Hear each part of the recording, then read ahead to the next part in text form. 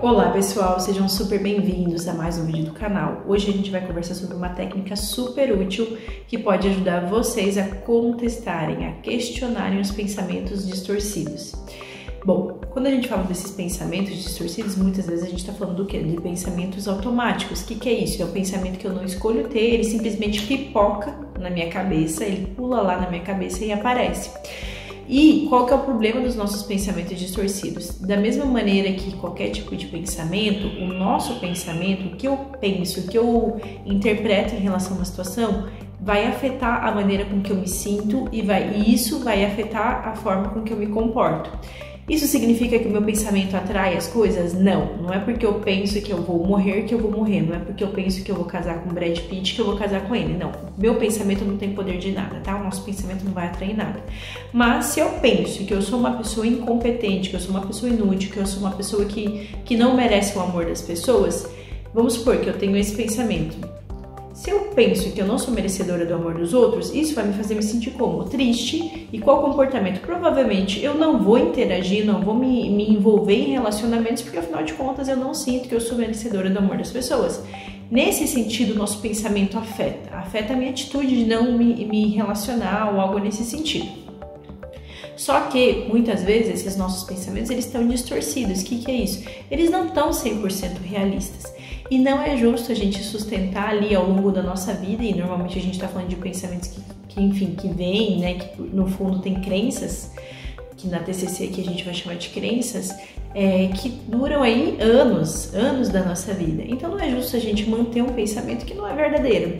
E aí a técnica que eu adoro se chama advogado de defesa. Ela tem várias variações, tem ela dentro de um modelo um pouco mais detalhado, porém aqui eu vou trazer um modelo mais simples para quê? Para você conseguir aplicar no teu dia a dia, tá bom? Então, como que é a técnica? A gente vai primeiro identificar qual que é o pensamento. O que o pensamento te diz? Que você é folgado, que você é incompetente, que você é inútil, que você é rejeitado, que você é abandonado, enfim, qual é o pensamento? Que você é um pecador? Seleciona lá qual que é o pensamento, de preferência vamos anotar do lado qual que é a emoção que ele desperta em nós de 0 a 100%. Então aqui eu vou usar como exemplo hoje o pensamento que diz que eu sou incompetente, tá? Então o pensamento é: eu sou incompetente, faz eu me sentir triste e frustrada. De 0 a 100 eu sinto 80% de tristeza e 100% de frustração. Perfeito. Vamos lá. Então, vamos imaginar que a gente está dentro de um tribunal e aqui no tribunal a gente vai ter o réu que está sendo acusado de alguma coisa, a gente vai ter o advogado de acusação que vai estar acusando esse réu e vamos ter o advogado de defesa. Como eu falei, a gente pode ter N variações dessa técnica, mas eu vou nessa mais simples. Bom, então primeiro a gente vai identificar o que o pensamento está dizendo. O que ele está dizendo? Que eu sou uma incompetente? Bom, então o pensamento diz que eu sou uma incompetente porque eu não tenho conseguido produzir com frequência vídeos para o YouTube. Vamos supor que é isso.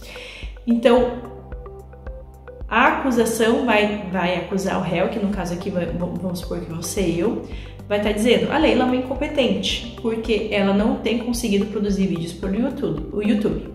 E aí vai lá o meu advogado de defesa e vai me defender. Então o que eu espero de você? O que você precisa fazer aqui? Você que vai ser o advogado de defesa. Você vai se defender de você mesmo, mas aqui a gente vai simular como se fosse algo à parte para ficar mais fácil. Então o meu pensamento diz que eu sou incompetente, certo? Certo. O que eu preciso? Que você, enquanto advogado de defesa, que você me defenda. Não importa se você concorda ou não com esse pensamento, não importa se você acredita na minha inocência ou não, mas eu vou estar sendo acusada de incompetência e eu, que te contratei como advogado de defesa, vou precisar que você me defenda. Então, não importa para o advogado necessariamente se ele acredita ou não na inocência do cliente. O que a gente precisa? Que o advogado desempenhe um bom trabalho, que ele seja um excelente advogado. É isso que a gente espera dele enquanto a gente contrata ele. Então, a minha acusação vai ser, né? Eu vou ser o réu e aí eu, enquanto réu, vou ser acusada de ser incompetente. O que você precisa fazer? Bom, então vamos lá. A Leila é incompetente porque ela não conseguiu produzir vídeos para o YouTube. Aí entra o meu advogado de defesa, que no caso vai ser você em relação ao teu próprio pensamento. Pera, você está dizendo que eu sou incompetente, ou vai no caso, você está dizendo que a Leila é incompetente porque ela não produziu vídeos no YouTube, porém nos últimos tempos ela estava muito ocupada com os atendimentos dela. Não, mas me parece que ela é uma pessoa muito incompetente. Bom, a gente está no tribunal e aqui no tribunal a gente não lida para sensações, para sentimentos, a gente lida com fatos. E o fato é que nos últimos tempos ela estava ocupada com os atendimentos dela, que ela estava ocupada, sei lá, com a maternidade dela, inclusive ela também estava ocupada produzindo XYZ. Ainda que ela não tenha produzido conteúdo para o YouTube, ela estava ocupada com outras coisas. Não, mas ela deixou muitas pessoas na mão, muitas pessoas que esperavam o conteúdo dela ficaram sem receber, sem ser ajudados. Logo, a gente entende que essas pessoas que seguem ela, que acompanham ela, consideram que ela é uma pessoa incompetente, porque ela não estava aqui cumprindo com o papel dela de produtora de conteúdo no YouTube. A pessoa está viajando no exemplo, mas vamos lá, gente. Bom, aí o advogado de acusação pode continuar lá. Não, mas ela deveria ter produzido, ela deveria ter aprendido a priorizar, não importa se ela teve outras demandas na vida dela. E aí meu advogado de defesa precisa me defender dizendo alguma coisa ali que seja fato, tá? A gente não vai inventar nada. Não, veja bem, você está dizendo que ela é incompetente, porém ela consegue exercer outras coisas com competência, ela consegue cozinhar, ela consegue fazer, sei lá, ela consegue cuidar da filha dela, ela consegue ser uma boa filha, ela consegue ser uma boa irmã, ela consegue ser uma boa terapeuta, ela consegue exercer com, sei lá, na faculdade dela ela teve um bom desempenho, na escola também, ela consegue ter competência e ela é competente, ainda que ela não tenha produzido vídeos para o YouTube. E aí assim a gente vai indo até a gente conseguir convencer o nosso